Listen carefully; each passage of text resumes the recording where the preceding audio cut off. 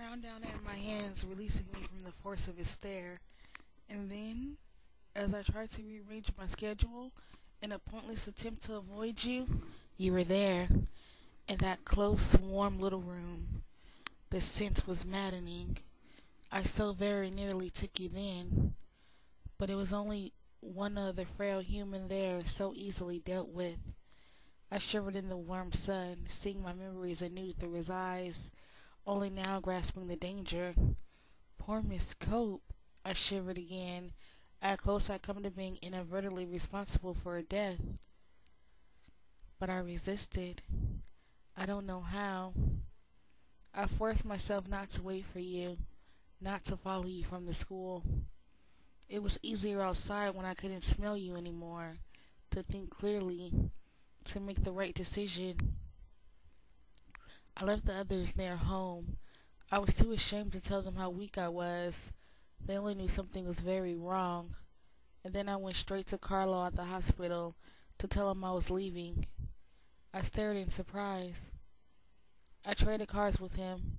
He had a full tank of gas and I didn't want to stop. I didn't dare to go home to face Esme. She wouldn't have let me go without a scene. She would have tried to convince me that it wasn't necessary. By the next morning I was in Alaska. He sounded ashamed, as if of meeting a great cowardice. I spent 2 days there, on some old acquaintances, but I was homesick. I hated knowing I'd upset Esme and the rest of them, my adopted family. In the pure air of the mountains, it was hard to believe you were so irresistible. I convinced myself it was weak to run away. I dealt with temptation before. Not of this magnitude, not even close, but I was strong. Who are you, an insignificant little girl? He grinned suddenly, to chase me from the place I wanted to be. So I came back. He stared off into space. I couldn't speak. I took precautions, hunting, feeding more than usual before seeing you again. I was sure that I was strong enough to treat you like any other human. I was arrogant about it. It was unquestionably a complication that I couldn't sleepily read your thoughts, to know where your reaction was to me. I wasn't used to having to go through such circuitous measures, listening to your words in Jessica's mind. Her mind isn't very original, and it was annoying to have to stoop to that. And then I couldn't know if you really meant what you said.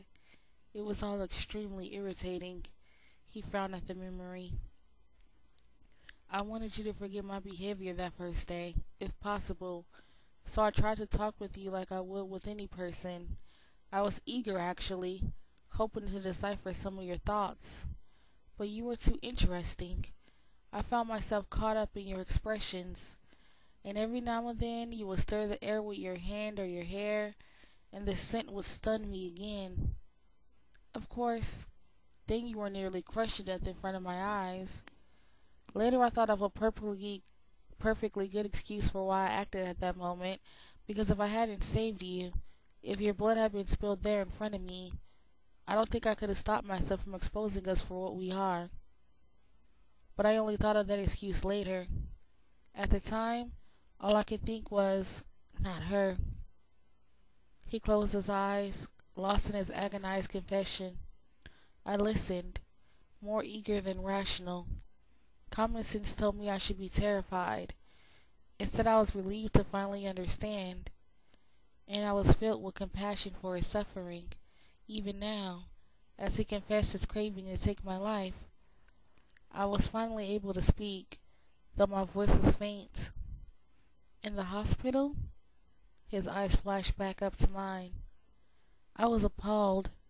I couldn't believe I put us in danger after all, put myself in your power, you of all people, as if I need another motive to kill you. We both flinched as that word slipped out.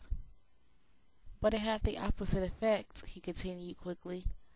I fought with Rosalie and Emmett and Jasper when they suggested that now was the time, the worst fight we ever had. Carlo sided with me and Alice. He grimaced when he said her name. I couldn't imagine why. Esme told me to do whatever I had to in order to stay. He shook his head indulgently. All that next day, I eavesdropped on the minds of everyone he spoke to, shocked that you kept your word. I didn't understand you at all, but I knew that I couldn't become more involved with you. I did my very best to stay as far from you as possible. And every day, the perfume of your skin, your breath, your hair, it hit me as hard as the very first day.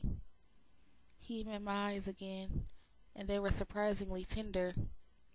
And for all that, he continued, I would have fared better if I had exposed us all at that first moment than if now, here, with no witnesses and nothing to stop me, if I were to hurt you. I was human enough to have to ask, why? Isabella. He pronounced my full name carefully, then playfully ruffled my hair with his free hand. A shock ran through my body at his casual touch. Bella. I couldn't live with myself if I'd ever hurt you. You don't know how it's tortured me. He looked down ashamed again. The thought of you, still, white, cold. To never see you blush scarlet again. To never see that flash of intuition in your eyes when you see through my pretenses. It would be unendurable. He lifted his glorious, agonized eyes to mine. You are the most important to me now. The most important to me thing to me ever. My head was spinning at the rapid change of direction our conversation had taken. From the cheerful topic of my pending demise, we were suddenly declaring ourselves. He waited, and even though I looked down, staring at our hands between us, I knew his golden eyes were on me. You already know how I feel, of course, I finally said. I'm here, which roughly translated means I would rather die than stay away from you. I frowned. I'm an idiot. You are an idiot, he agreed with a laugh. Our eyes met and I laughed too. We laughed together at the idiocy and sheer impossibility of such a moment. And so the lion fell in love with the lamb, he murmured. I looked away, hiding my eyes as I thrilled to the word. What a stupid lamb, I sighed. What a sick masochistic lion. He stared into the shadowy forest for a long moment, and I wondered where his thoughts had taken him. Why, I began, and then paused, not sure how to continue. He looked at me and smiled.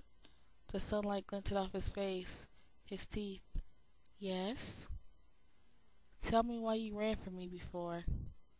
His smile faded. You know why. No, I mean, exactly what did I do wrong? I'll have to be on my guard, you see, so I better start learning what I shouldn't do. This, for example, I stroked the back of his hand, seems to be all right. He smiled again. You didn't do anything wrong, Bella. It was my fault. But I want to help if I can to not make this harder for you. Well, he contemplated for a moment. It was just how close you were.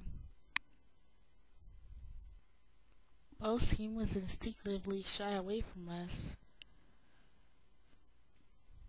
are repelled by our alienness. I wasn't expecting you to come so close, and the smell of your throat. He stopped short, looking to see if he'd upset me. Okay then, I said flippantly, trying to alleviate the sudden tense atmosphere. I tucked my chin. No throat exposure. It worked. He laughed. No, really, it was more the surprise than anything else. He raised his free hand and placed it gently on the side of my neck. I sat very still, the chill of his touch a natural warning, a warning telling me to be terrified. But there was no feeling of fear in me. There were, however, other feelings. You see, he said, perfectly fine. My blood was racing, and I wished I could slow it, sensing that this must make everything so much more difficult. The thudding of my pulse in my veins, surely he could hear it. The blush on your cheeks is lovely, he murmured. He gently freed his other hand. My hands fell limply into my lap. Softly he brushed my cheek, and then held my face gently in between his marble hands. "Be very still," he whispered.